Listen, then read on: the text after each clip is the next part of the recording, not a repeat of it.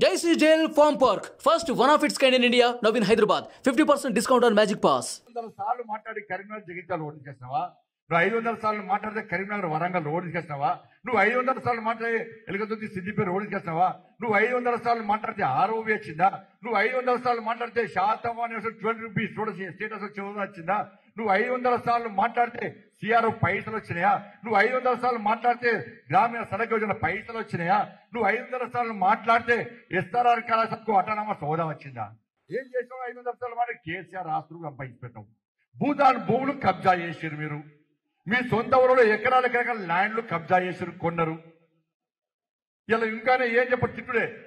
ఇక కాంగ్రెస్ పార్టీ వాళ్ళ పరిస్థితి ఏంటంటే తెలంగాణ ఈ కరీంనగర్ లో కేసీఆర్ వచ్చి వాళ్ళ ముఖ్యమంత్రిని పొట్టుపొడి రండా అన్నాడు. కుక్కల కొడుక ముండ కొడుక అని చెప్పి కాంగ్రెస్ మంత్రులు కూడా తిట్టిపోయాడు కేసీఆర్.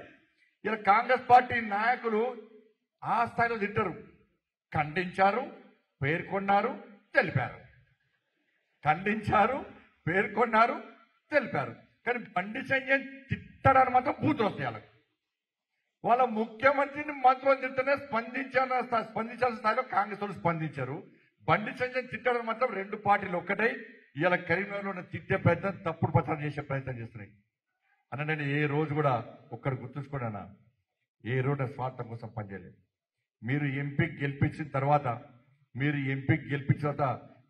గెలిపించిన బండి సంజయ్ ఏ రోజు రెస్ట్ తీసుకోలేనా. తిండి తిప్పలు మాని నిద్రాహారం లేకుండా ఇలా నా కుటుంబాన్ని పక్క పెట్టి ఇలా తెలంగాణ రాష్ట్రంలో భారతీయ జనతా పార్టీ సర్కార్ రావడానికి, నరేంద్ర మోడీ రాజ్యం తెలంగాణ రాష్ట్రంలో రావడానికి, ఈ గడీల రాజ్యం, ఈ దుర్మార్గపు కేసీఆర్ కుటుంబ రాజ్యం ఈ తెలంగాణ నుంచి పారదోలని చెప్పి ఒక కసితో పనిచేసిన వ్యక్తి మీరు గెలిపించిన బండి సంజయ్.